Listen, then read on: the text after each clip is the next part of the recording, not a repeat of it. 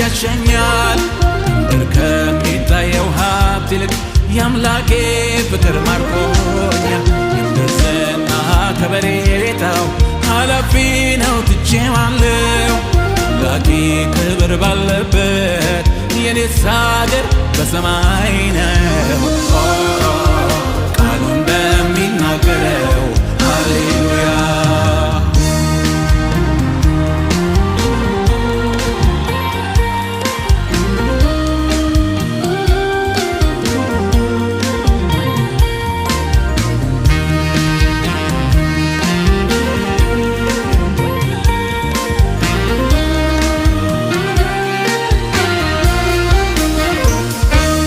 ለኔስ ማረፊያዬ ጌታ